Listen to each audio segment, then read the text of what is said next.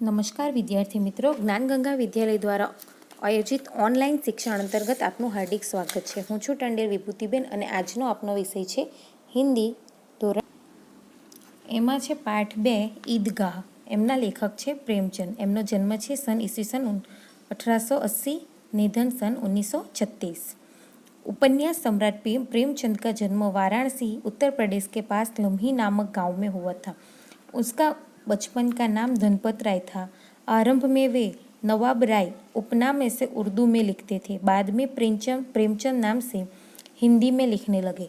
Matric उत्तीर्ण होते ही अध्यापक बने, किंतु गांधी जी के असहयोग आंदोलन में सक्रिय होने के लिए उन्होंने सरकारी नौकरी त्याग दी. गोदान प्रेमचंद का सर्वश्रेष्ठ उपन्यास है. उनकी कहानियाँ मानसरोवर भाग 1 से 8 में संकलित है.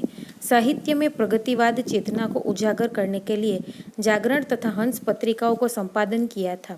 प्रेमचंद की भाषा बोलचाल के निकट है. ईदगाह प्रेमचंद की अमर कहानी है. कहानी का बाल नायक हामिद अपने दोस्तों के साथ ईदगाह जाता है. जब अन्य बच्चे खिलौने और मिठाई खरीदते हैं, हामिद अपनी बाल सहज इच्छाओं का दमन करके अपनी दादी अमीना के लिए चिमटा खरीदता है. इसमें दादी के प्रति प्रेम तथा उपयोगी चीज खरीदने के विवेकपूर्ण बुद्धिमत्ता प्रकट होती है. पाठकगण बालक हामिद के त्याग, सद्भाव और विवेक को देखकर भाव विभोर हो जाते हैं. रमजान के पूरे 30 रोजों के बाद आज ईद आई है. कितना मनोहर, कितना सुहावना प्रभात है. आज सूर्य देखो कितना प्यारा, कितना शीतल है, मानो संसार को ईद की बधाई दे रहा है. गांव में कितनी हलचल है. ईदगाह जाने की तैयारियां हो रही है. किसी के कुर्ते में बटन नहीं है. पड़ोस के घर में सुई धागा लेने दौड़े जा रहे हैं. किसी को जूते कड़े हो गए, उनमें तेल डालने के लिए तेली के पास भागा जा रहा है.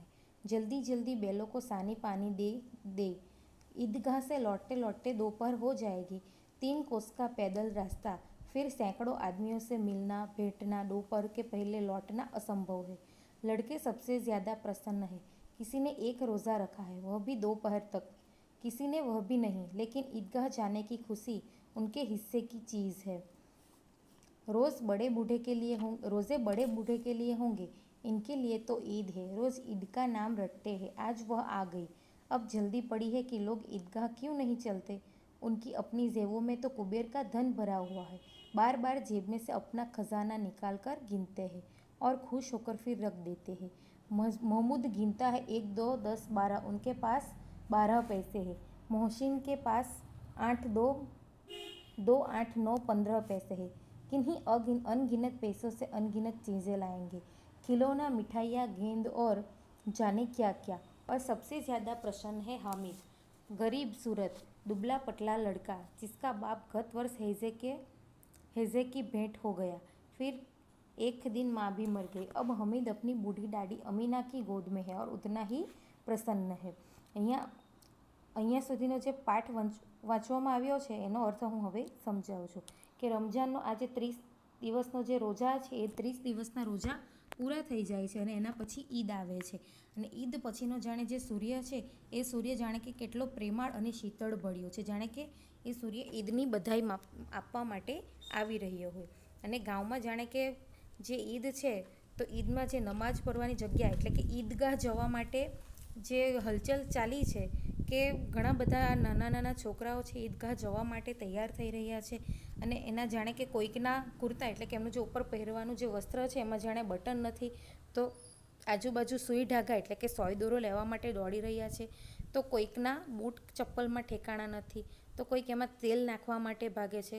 કોઈક એમના ઘરે જે બેલ એટલે કે ગાય ભેંસ કે બળદ છે તો એને પાણી નાખવા માટે ઉતાવળ કરે છે, કેમ કે આવતી વખતે બપોર થઈ જશે અને તેઓ એમને ભૂખ્યા તરસ્યા રહી જશે. અને ચાલવાનો રસ્તો પણ ખૂબ લાંબો છે અને ત્યાં જેટલા બધા લોકો ભેગા થાય છે એ બધા જ લોકોને ભેટવાનું એટલે કે આવતા તો બપોર પહેલાં તો આવવું અશક્ય છે. ઘણા છોકરાઓ ખૂબ ખુશ હતા, ઘણા વ્યક્તિઓ ખુશ હતા, પણ એમાં સૌથી વધારે નાના છોકરાઓ છે એ છોકરાઓ સૌથી વધારે ખુશ હતા. ને રોજા તો મોટા વ્યક્તિ અને ઘરડા વ્યક્તિઓ માટે હોય છે, પણ આજ તો ઈદનો તહેવાર હતો અને આજનો ઈદનો ત્યોહાર છે અને આજનો ઈદનો જે તહેવાર છે એ ખાસ કરીને છોકરાઓ માટે છે. આમ તો મોટી જે વ્યક્તિઓ હોય છે એ તો કેવું કે એમની પાસે તો જાણે કે કુબેરનું ધન ભરેલું હોય છે, પણ એ કેવું કરે છે કે વારંવાર એના પૈસા ગણે છે અને પાછા ખજાનામાં મૂકી દે છે. એટલે ખજાનામાં મૂકી દે છે અને ત્યાર પછી આ છોકરાઓ છે એ ગણે છે, પોતે ખુશ થાય અને પછી પૈસા ગણે છે. 1 2 10 12 ઉનકે પાસ 12 પૈસે. એટલે કે મોહમ્મદ નામનો જે છોકરો છે એની પાસે 12 પૈસા છે. મોહસિન કે પાસ 1 2 8 9 15 પૈસે. એટલે કે મોહસિન પાસે પણ 15 પૈસા છે. કિન્હી અનગિનત પૈસો સે અનગિનત ચીઝે લાएंगे. એટલે કે આ જે પૈસા છે એ પૈસાથી તેઓ જાણે અનગિનત એટલે કે ગણાય નહીં એટલી વસ્તુઓ લાવશે. ખિલોના, મીઠાઈયા, ગેંદ ઓર જાને ક્યા ક્યા. એટલે કે મેળા જેવું ભરાય છે અને એમાં એટલી બધી વસ્તુઓ મળે છે તો બધી જ વસ્તુઓ લાવશે. ઓર સબસે જ્યાદા પ્રસન્ન હૈ હામિદ. એટલે કે અને સૌથી વધારે તો હામિદ ખુશ છે. ગરીબ સુરત દુબલા પતલા લડકા. એટલે કે એની સુરત એટલે કે એનું મોં કેવું છે, ગરીબડું છે અને દુબળો પતલો છોકરો છે. જિસકા બાપ ગત વર્ષ હેઝે કી ભેટ હો ગયે. હેઝે એટલે કે એક પ્રકારની એવી બીમારી છે, તો એ બીમારીથી મૃત્યુ પામે છે અને એની મા પણ ત્યાર પછી થોડાક જ દિવસોમાં મૃત્યુ પામે છે. જબ હામિદ अपनी बूढ़ी दादी अमीना की गोद में है और उतना ही प्रसन्न. એટલે કે ત્યાર પછી આ હામિદ છે એમની દાદી એક સાથે એકલો રહે છે, એની દાદી અમીના સાથે એકલો રહે છે.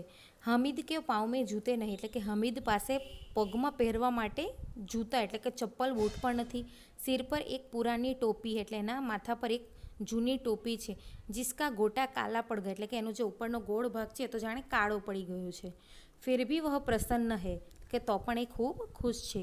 અભાગીન અમીના અપની કોઠરી મેં બેઠી રો રહી. એટલે કે અભાગીન જાણે કે કમનસીબ હોય એવી એની દાદી અમીના એની કોથળી એટલે કે એમનું જે આ નાનું ઘર છે એ ઘરમાં બેસીને રડી રહી છે. આજ ઈદ કા દિન ઓર ઉસકે ઘર મેં દાના નહીં. કે આજે ઈદનો દિવસ છે અને એના ઘરમાં અનાજનો દાણો પણ નથી. इस अंधकार और निराशा में वह डूबी जा रही है. किसने बुलाया था इस निगोड़ी ईद को. એટલે કે કોણે જાણે બોલાવ્યો હતો આ ઈદને. કે જ્યારે ઘરે સામાન્ય રીતે તહેવાર હોય છે ત્યારે ઘરમાં પૈસા હોવા ખૂબ જરૂરી છે, પણ આજે ઘરમાં પૈસા નથી અને આજે ઈદનો તહેવાર છે અને ઈદગાહ જવા માટે બધા ઉમટી રહ્યા છે, ત્યારે એને અમીનાને દિલમાં દુઃખ થાય છે કે પોતાની પાસે પૈસા નથી અને છોકરાને પોતે પૈસા આપી શકતી નથી. હવે પછીનો આપણે આગળનો બીજા ભાગમાં જોઈશું.